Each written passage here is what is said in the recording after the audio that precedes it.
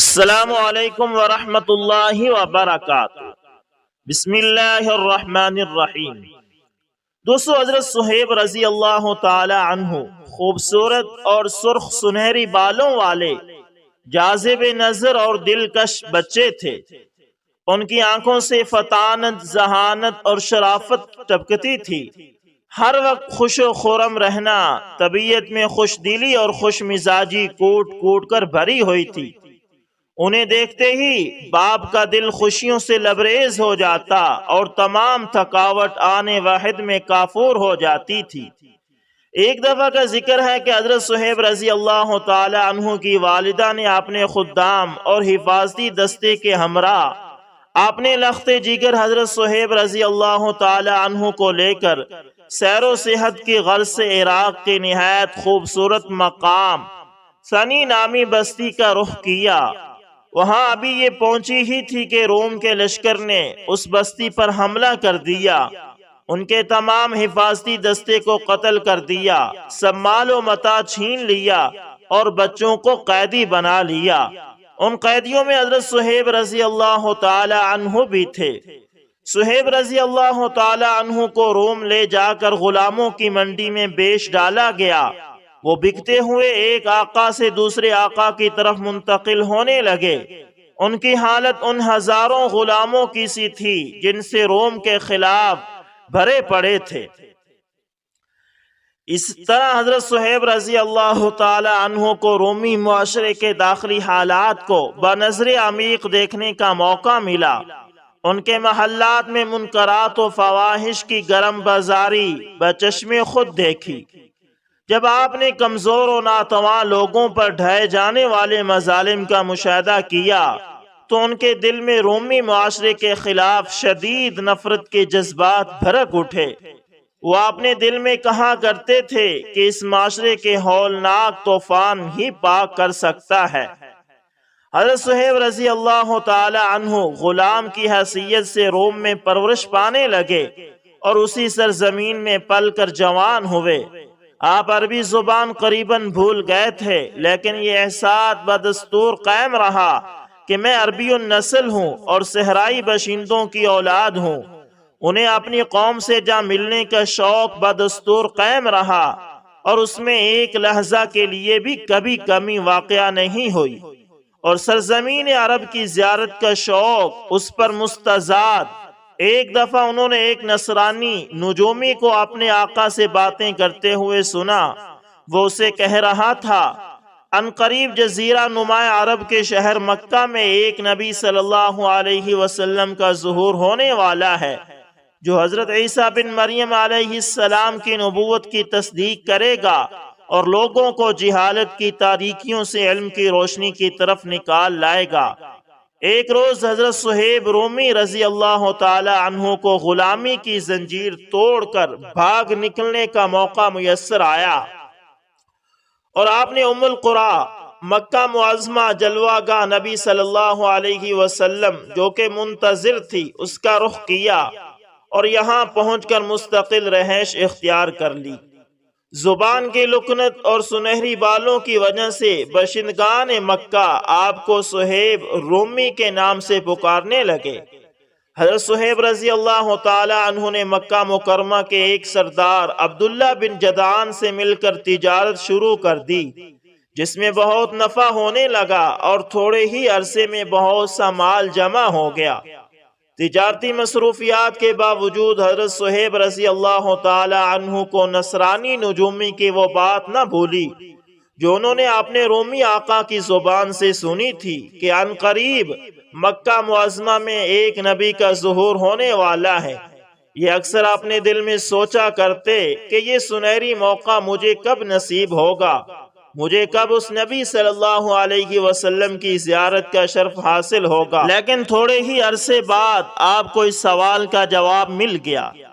ایک روز حضرت صہیب رضی اللہ تعالی عنہ تجارتی سفر سے مکہ واپس تشریف لائے تو انہیں یہ اطلاع ملی کہ حضرت محمد صلی اللہ علیہ وسلم نے نبوت کا دعویٰ کر دیا ہے اور آپ لوگوں کو توحید باری تعالی اور ایمان کی دعوت دیتے ہیں۔ عدل و انصاف اور معروف کا حکم دیتے ہیں، فواحش و منکرات سے اجتناب کی تلقین کرتے ہیں۔ حضرت صہیب رضی اللہ تعالی عنہ نے پوچھا، کیا آپ وہی ہیں جسے لوگ امین و صادق کے نام سے پکارتے ہیں؟ انہیں بتایا گیا کہ ہاں وہی ہیں۔ پوچھا، آپ کی رہائش کہاں ہے؟ بتایا گیا صفا کے پاس دار ارقم میں، لیکن ذرا احتیاط سے جانا، کہیں قریش تمہیں ادھر جاتے ہوئے دیکھ نہ لیں۔ دیکھنا اگر انہیں معلوم ہو گیا کہ تم وہاں گئے ہو تو تمہارا جینا دوبر کر دیں گے۔ تم یہاں غریب الوطن ہو، تمہارا یہاں کوئی خاندان نہیں جو مصیبت کے وقت تمہارے کام آ سکے۔ حضرت صہیب رضی اللہ تعالی عنہ باشندگان مکہ سے نظریں چراتے ہوئے تاروں کی روشنی میں دار ارقم کی طرف روانہ ہوئے۔ وہاں پہنچے تو کیا دیکھتے ہیں کہ حضرت عمار بن یاسر رضی اللہ تعالی عنہ پہلے سے دروازے پر کھڑے ہیں۔ پہلے تو گھبرائے، لیکن چونکہ ان کے ساتھ پہلے سے شناسائی تھی، پوچھا، عمار کیا ارادہ ہے؟ عمار رضی اللہ تعالی عنہ بولے، آپ کے کیا ارادے ہیں؟ حضرت صہیب رضی اللہ تعالی عنہ نے کہا، میں تو دار ارقم میں داخل ہو کر اس شخص سے ملنا چاہتا ہوں جس نے نبوت کا دعویٰ کیا ہے، اور اپنے کانوں سے ان کا پیغام سننے کا مشتاق ہوں۔ حضرت عمار رضی اللہ تعالی عنہ بولے، میرا بھی یہی ارادہ ہے۔ حضرت صہیب رضی اللہ تعالی عنہ نے کہا، واہ، تو پھر آئیے دونوں اللہ کا نام لے کر اندر چلتے ہیں۔ حضرت صہیب بن سنان رومی اور حضرت عمار بن یاسر رضی اللہ تعالی عنہما رسول اللہ صلی اللہ علیہ وسلم کی خدمت اقدس میں حاضر ہوئے۔ آپ کے ارشادات سنیں تو نور ایمان سے دونوں کے سینے منور ہو گئے۔ دونوں نے آپ کے ہاتھ پر بیعت کی اور کلمہ طیبہ پڑھتے ہوئے دائرہ اسلام میں داخل ہو گئے۔ دن بھر سر چشمہ اسلام سے سیراب اور ہادی برحق سے فیضیاب ہوتے رہے۔ دن ختم ہوا، رات کا اندھیرا چھانے لگا، لوگوں کی چہل پہل ختم ہوئی۔ اہلیان مکہ نیند کی آغوش میں محو استراحت ہوئے تو دونوں رات کی تاریکی میں وہاں سے نکلے۔ ان کے سینے نور ایمان سے منور ہو چکے تھے، اور اس نور ایمانی نے ان کے لیے تمام دنیا روشن کر دی تھی۔ حضرت صہیب رومی رضی اللہ تعالی عنہ نے حضرت بلال رضی اللہ تعالی عنہ، حضرت عمار رضی اللہ تعالی عنہ، حضرت سمیہ اور حضرت خبیب رضی اللہ تعالی عنہ کے ہمراہ قریش کی جانب سے ڈھائے جانے والے مظالم نہایت صبر و تحمل سے برداشت کیے۔ قریش کی طرف سے دیے جانے والے مظالم اتنے شدید تھے کہ اگر کسی پہاڑ پر اتارے جاتے تو وہ بھی ریزہ ریزہ ہو جاتا، لیکن آپ نے انہیں صبر و تحمل سے برداشت کیا، کیونکہ آپ جانتے تھے کہ جنت کا راستہ مصائب و تکالیف سے ڈھکا ہوا ہے۔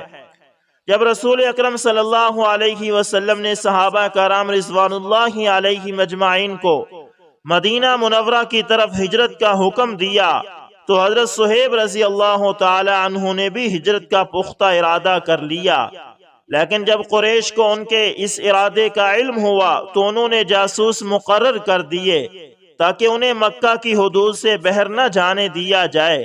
انہیں اندیشہ تھا کہ اگر یہ گئے تو اپنے ساتھ مال تجارت اور سونا چاندی بھی لے جائیں گے۔ رسول اکرم صلی اللہ علیہ وسلم اور صدیق اکبر رضی اللہ تعالی عنہ کی ہجرت کے بعد حضرت صہیب رضی اللہ تعالی عنہ مسلسل اس موقع کی تلاش میں رہے کہ کب انہیں ہجرت کی فرصت میسر آئے، کیونکہ نگہبانوں اور جاسوسوں کی آنکھیں ہمیشہ ان کے تعاقب میں رہتی تھی۔ بالآخر انہیں ایک ترکیب سوجی۔ ایک خشک رات میں قضائے حاجت کے بہانے آپ گھر سے نکلے، پھر گھر میں داخل ہوئے۔ یہ عمل آپ نے بار بار دہرایا۔ جب آپ کی اس اضطراری حالت کو جاسوسوں نے دیکھا تو ایک دوسرے سے کہنے لگے، مبارک ہو، لات و عزا نے آج اسے پیٹ کی شدید تکلیف میں مبتلا کر دیا ہے۔ پھر وہ اطمینان سے اپنے بستروں میں جا لیٹے اور گہری نیند سو گئے۔ حضرت صہیب رضی اللہ تعالی عنہ نے اس صورتحال کو بھانپ کر وہاں سے چل نکلے اور مدینہ منورہ کا رخ کیا۔ حضرت صہیب رضی اللہ تعالی عنہ ابھی تھوڑی دور ہی گئے تھے کہ نگرانی پر متعین لوگ ہر بڑھا کر اٹھے۔ آپ کو وہاں موجود نہ پا کر آپ کے تعاقب میں تیز رو گھوڑوں پر سوار ہو کر سر پر دوڑے۔ صہیب رضی اللہ تعالی عنہ ابھی تھوڑی دور گئے تھے کہ پیچھے سے تعاقب کرنے والے بھی پہنچ گئے۔ جب آپ نے ان کی آہٹ سنی تو ایک ٹیلے پر کھڑے ہو گئے، ترکش سے تیر نکالا اور کمان سے چڑھا کر کہنے لگے، اے قریش، تم جانتے ہو کہ میں سب لوگوں سے بڑھ کر تیر انداز ہوں اور میرا نشانہ کبھی خطا نہیں جاتا۔ اللہ کی قسم، تم مجھ تک اس وقت تک نہیں پہنچ سکتے جب تک کہ میں تمہارے اتنے آدمی قتل نہ کر دوں جتنے میرے ترکش میں تیر موجود ہیں۔ تیر ختم ہو گئے تو میں تلوار سے تمہاری گردنیں اڑانا شروع کر دوں گا۔ یہ معرکہ آرائی اس وقت تک جاری رہے گی جب تک میرے بازوؤں میں طاقت ہے۔ آپ کی جرت مندانہ بات سن کر قریش میں سے ایک شخص بولا، لات و عزا کی قسم، ہم تمہیں یہاں سے جانے نہیں دیں گے۔ جب تم یہ آئے تو مفلس و قلاش تھے، لیکن تھوڑے ہی عرصے میں دولت مند ہو گئے۔ یہ کیسے ممکن ہے کہ یہاں سے حاصل کردہ مال تم اپنے ساتھ لے جاؤ اور ہم دیکھتے رہ جائیں؟ آپ نے اس کی بات سن کر ارشاد فرمایا، اگر میں اپنا سارا مال تمہارے سپرد کر دوں تو کیا تم میرا راستہ چھوڑ دو گے؟ انہوں نے کہا، ہاں، اگر تم اپنا سارا مال ہمارے سپرد کر دو تو ہم پھر تمہارا راستہ نہیں روکیں گے۔ آپ نے ارشاد فرمایا، جاؤ، میرے گھر کے فلاں کونے میں خزانہ چھپایا ہوا ہے، جا کر نکال لو۔ یہ سن کر وہ سب لوٹ گئے اور آپ کا سارا مال قبضے میں لے لیا۔ اس طرح آپ اطمینان سے مدینہ کی طرف روانہ ہو گئے۔ حضرت صہیب رضی اللہ تعالی عنہ دفور شوق سے مدینہ کی جانب قدم بڑھانے لگے۔ مال و دولت کے ضائع ہونے کا آپ کو غم نہ تھا۔ راستے میں جب تھکاوٹ محسوس ہوتی تو رسول اکرم صلی اللہ علیہ وسلم کی زیارت کا شوق دل میں موجزن ہو جاتا اور توانائیاں لوٹ آتی اور چاقو چوبند ہو جاتے اور تازہ دم ہو کر سوئے منزل رواں دواں ہوتے۔ جب آپ وادی قباء میں پہنچے تو رسول اکرم صلی اللہ علیہ وسلم وہاں موجود تھے۔ انہیں دیکھ کر آپ صلی اللہ علیہ وسلم بہت خوش ہوئے اور فرمایا، ابو یحییٰ، سودا نفع بخش رہا، سودا بہت ہی فائدے مند رہا۔ آپ صلی اللہ علیہ وسلم نے یہ جملہ 3 مرتبہ دہرایا۔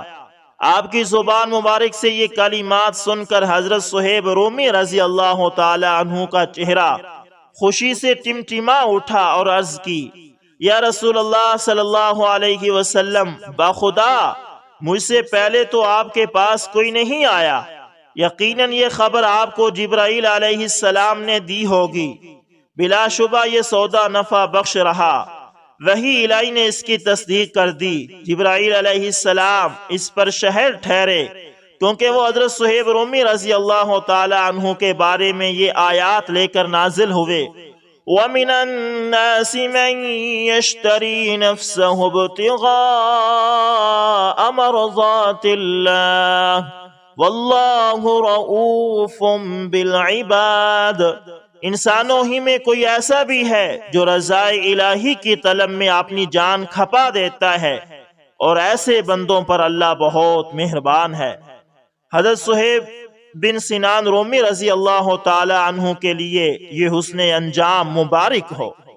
تو دوستو، یہ تھے حضرت صہیب رومی رضی اللہ تعالی عنہ، جن کے بارے میں آپ نے سنا اور پڑھا کہ آپ بہت خوبصورت اور ذہین نوجوان تھے۔ سب سے پہلے آپ کو قید کیا گیا، پھر آپ غلامی سے بچ کر مکہ معظمہ پہنچے اور پھر آپ نے وہاں تجارت کی۔ اللہ تعالیٰ نے اس تجارت میں برکت دی، اور پھر آپ نے جب نبوت کے نور کی کرنیں دیکھی تو اللہ تعالیٰ نے حضرت صہیب رضی اللہ تعالی عنہ کو ہدایت سے نوازا، اور حضرت صہیب رضی اللہ تعالی عنہ نے آپ صلی اللہ علیہ وسلم کے ہاتھ مبارک پر بیعت کی، اور پھر اس کے بعد حضرت صہیب رضی اللہ تعالی عنہ کو بہت زیادہ مصائب کا سامنا کرنا پڑا، یہاں تک کہ آپ نے اپنا تمام مال و جائیداد، یعنی کہ جو کچھ آپ نے ساری زندگی کمایا تھا، وہ مکہ والوں کو سپرد کیا، اور پھر آپ ہجرت کر کے مدینہ منورہ پہنچے۔ تو دوستو ان حضرات نے اپنے اسلام اور ایمان کو بچانے کے لیے بہت سی قربانی دی تھی۔ اللہ تعالیٰ پھر ان سے راضی بھی ہوا، اور اللہ تعالیٰ سے دعا ہے کہ اللہ تعالیٰ ان حضرات کے نقش قدم پر چلنے کی ہمیں بھی توفیق عطا فرمائے۔ امید کرتا ہوں ویڈیو اچھی لگی ہوگی، پسند آئے تو لائک شیئر کمنٹ لازمی کریں، اور اگر آپ ہمارے چینل AS انفارمیشن TV پر نئے تو اس کو لازمی سبسکرائب کریں، اور ساتھ میں بیل کے نشان کو دبانا نہ بھولیے۔